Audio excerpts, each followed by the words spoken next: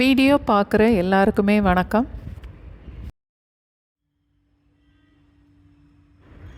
Breakfast இல்லை டின்னருக்கு சாப்பிட்ற மாதிரி காய்கறி எல்லாம் போட்டு ஒரு சேமியா பாத் இன்றைக்கி செய்து பார்க்கலாம்.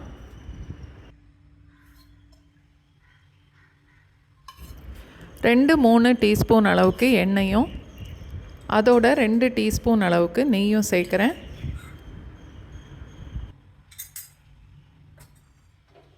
ஒரு டீஸ்பூன் கடுகு,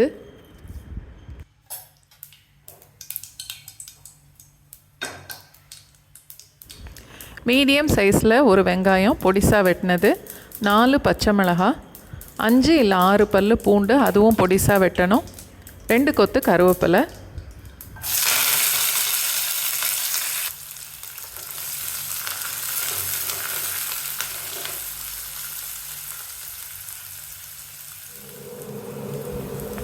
வெங்காயம் கொஞ்சம் கலர் மாறினதுக்கப்புறம் மீடியம் சைஸில் 2 தக்காளி, ஒரு உருளைக்கிழங்கு, கொஞ்சம் பட்டாணி அதையும் சேர்த்து இப்போ வதக்கலாம்.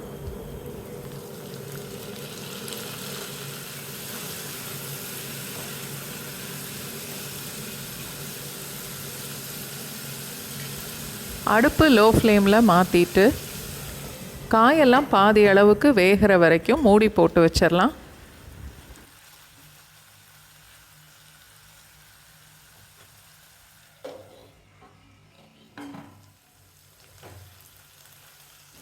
ரெண்டு 2.5 நிமிஷம் மூடி போட்டு வச்சாலே காயெல்லாம் ஓரளவு வெந்துடும்.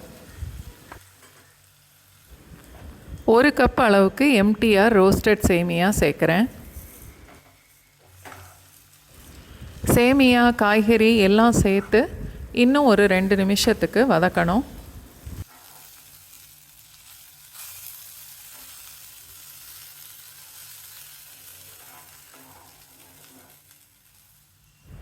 கால் டீஸ்பூன் மஞ்சத்தூளும் தேவையான அளவுக்கு உப்பும் சேர்த்து நல்லா கலந்துட்டு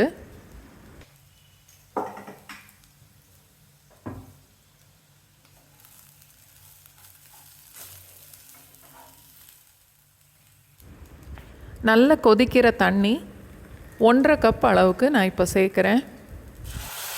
தண்ணி சேர்த்ததுக்கு அப்புறமும் அடுப்பை லோ ஃப்ளேமில் வச்சு தான் சேமியாவை வேக விடணும். அதனால் 1 கப் சேமியாவுக்கு 1.5 கப் அளவுக்கு தண்ணி போதும்.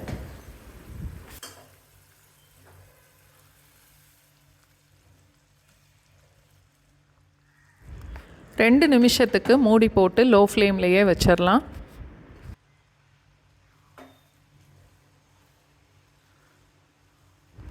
ஒரு தடவை நடுவில் கிளறி விட்டுட்டு மறுபடியும் மூடி போட்டு வச்சிடலாம்.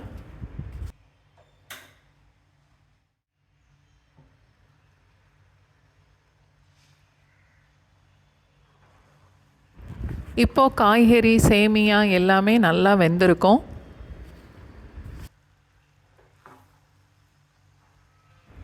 அடுப்பை ஆஃப் பண்ணிவிட்டு 1 டீஸ்பூன் அளவுக்கு நான் நெய் சேர்க்குறேன்.